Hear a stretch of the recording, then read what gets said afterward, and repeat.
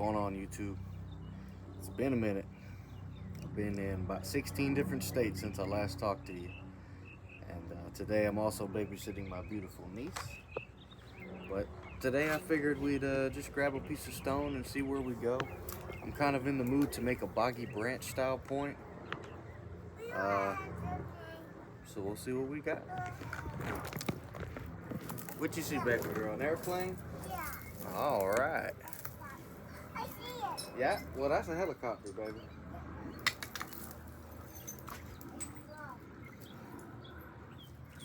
Right. Kids just grabbed all my flint and I messed everything up. Well, here's a pretty piece. Some natural blue, high quality, but of course riddled with seams and God knows what else. If we could extract a biface out of this beautiful fossiliferous material, I'll be pretty happy with it. So let's see what we can do. Ooh. Where on earth did the kids bring my boppers out to? Do a nail. I found Oh, it. okay, there's one of them. Is that where it was, sweetie? Okay, here we go. I'll try and take this bottom part off. That one. That one.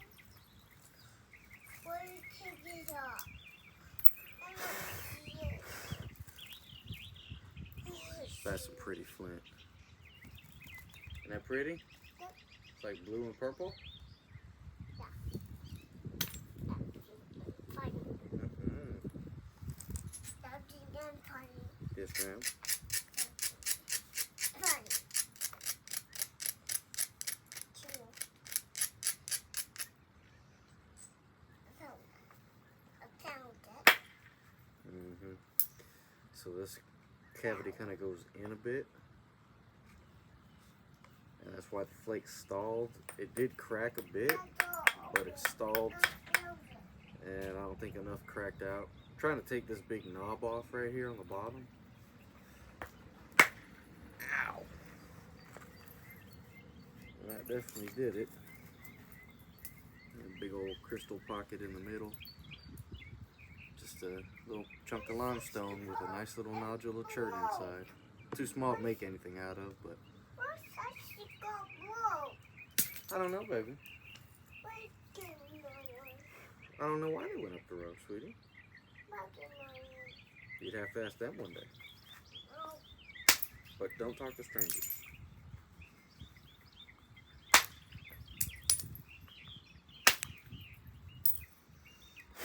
Look how pretty that is. It's almost red patterning where the fossils are on a blue back. that window. What's up, baby? That window. Mm-hmm.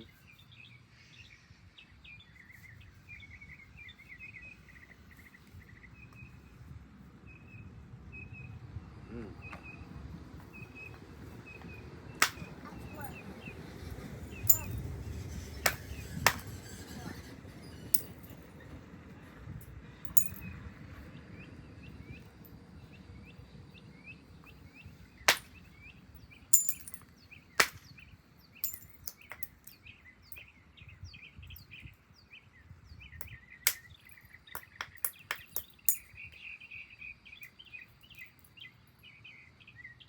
Yeah, these seams run in pretty decent. It's just hard to know where they stop or how far down they go, because this is really nice material. If I can get a big enough piece, I want to make something out of it. That end is real glossy.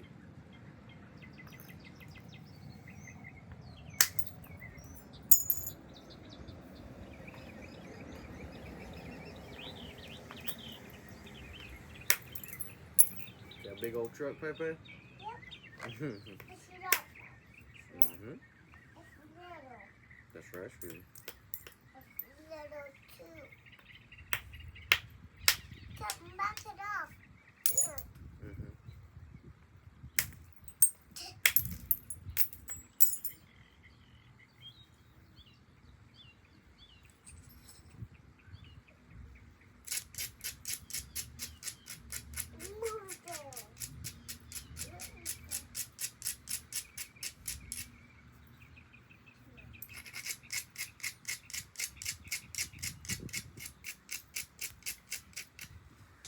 say I've got enough of the lowering here to maybe take some mass off the other side.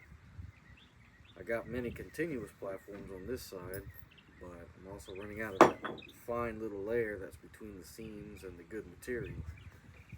So before I make it a little too small, I'm going to go ahead and use some of the size that we have now and try to drive flakes across, take this hump off on the back. This is kind of sort of what you'd call a turtleback. And there are some visible looking cracks and seams on the surface here. So I don't know how far those go in. I don't know if they're healed. We'll just have to take a smack and take a risk.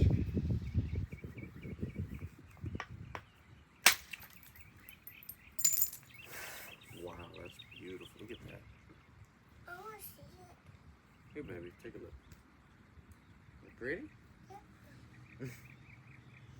So there is a seam here, but it stopped about an inch in, so the flake did travel.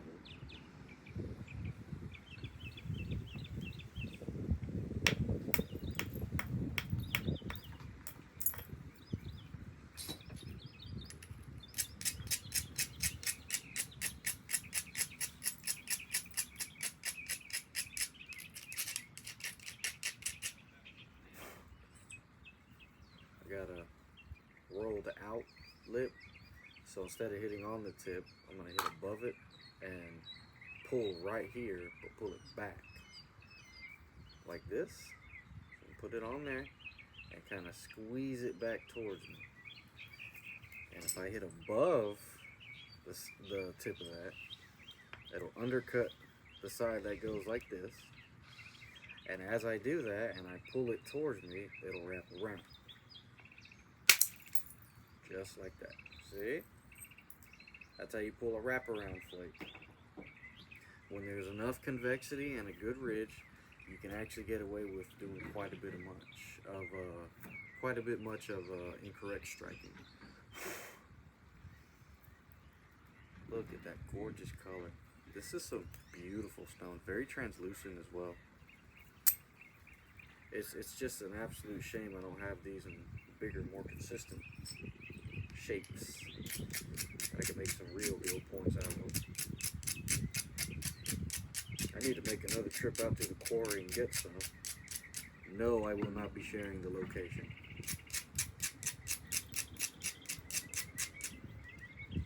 So don't even ask. Sorry, but too many people get into the spots around here, ruin it for everybody, tear it up, leave trash, back a whole daggone truck into it, and raid the whole thing, leave nothing for no one. So the few spots I do know about for flint collection, I keep on the hush-hush.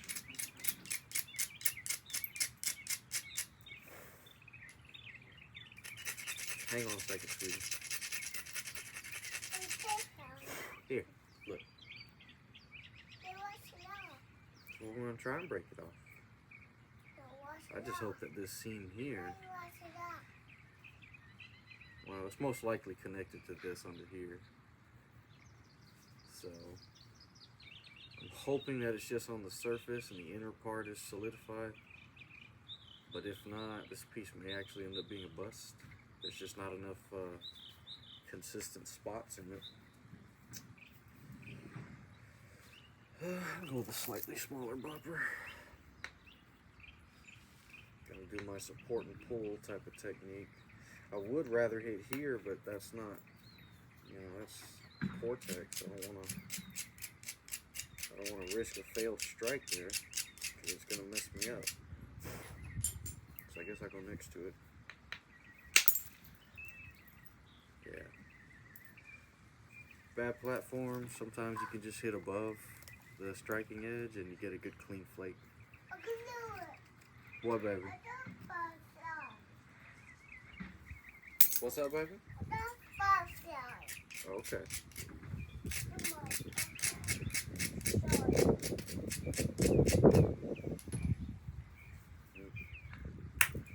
Yeah, right after the last video I put up, you know, springtime, rush for construction kind of opened up. Yeah, pretty beautiful.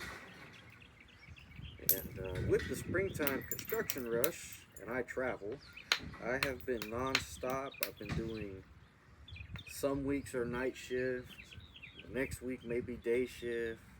Sometimes I get one night shift job in a week, and then I have to go the next day and do a day shift job. So it's been pretty hard to keep up with adequate rest and all that. But just working special projects with my company right now, and have barely had any time to sit down at the house. And then when I do have that time, I'm so burnt out I don't want to do anything. But I got a little bit of time off now.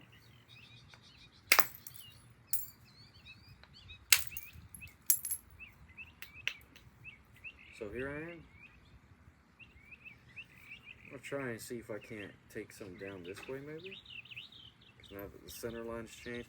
I do have a good platform here though. Let me take this one off first. That's about ready.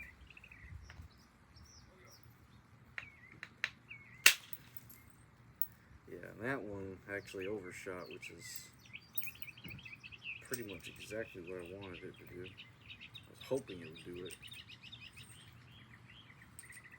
So we went from that to that. This is some pretty stone. And for it being raw, quality is definitely there. This is really high grade. Only problem is, in my local area, you just don't find too much of this stuff in big sizes at such a high grade. And a lot of the stuff that's just quality is riddled with seams and cracks and fossils. Not all the time are they completely solidified inside, so it's not like you can just nap through it all the time. Most of the time, there's all kinds of little voids, and definitely makes the material difficult, especially for people who are not used to it. Coastal Plains chert is definitely a beast in and of its own. You know, usually you've got one or two types of people. That's pretty. You got the guy that, you know, he sees the pretty colors, freaks out. Oh my God, I have to have it. That was a good strike. He gets it, and it doesn't flint like Georgetown chert or obsidian or some crap that he, you know, used before.